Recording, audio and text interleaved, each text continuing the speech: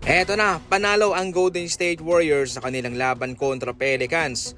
Ultra small ball lineup na itong ginamit ni Coach Steve Kerr sa play na ito mga idol. Grabe. Talagang mahal na mahal ni Coach Steve Kerr mga idol ang kanyang small ball lineup. Walang Stephen Curry sa labang ito, pero pinangunahan ng Golden State Warriors nitong sina Jimmy Butler and Gary Payton mga idol, kasama sina Podziemski, Kuminga, Will Richard, and Moses Moody. Delikado pa itong sinapit dito ni Jimmy Butler kanina mga idol ha.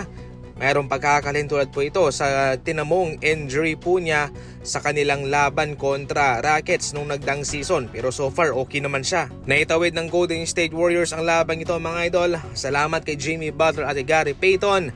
Sa Pelicans, maraming salamat din sa inyo. Kevon Looney sa kanyang pagbabalik mga idol, standing ovation ang ipinadama ng Golden State Warriors sa kanya at marami rin po ang nagpakita ng pagmamahal at suporta sa kanyang pagbabalik sa Bay Area. Para sa Pelicans naman, Zion Williamson 25 points, Saddiq Bey 19 points, 7 rebounds and 3 assists.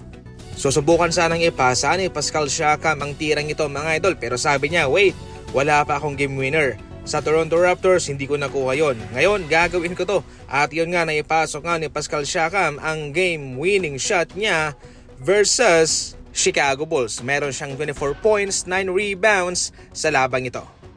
Sa kabilang banda naman, kamuntikan ng makambak ng Miami Heat mga idol, itong Detroit Pistons pero nagkaroon sila ng magandang trabaho sa pag-hold off sa Miami Heat.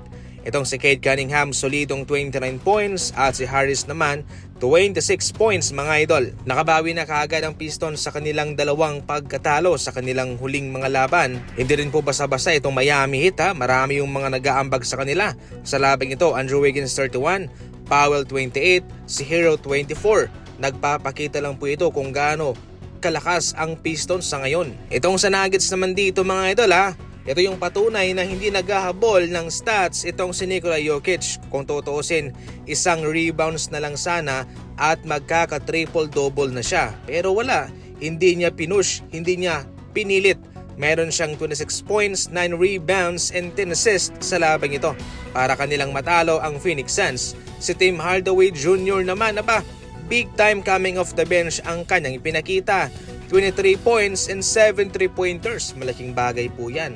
Kung tutuusin, malaking upgrade itong si Hardaway Jr. kumpara kay Caldwell Pope.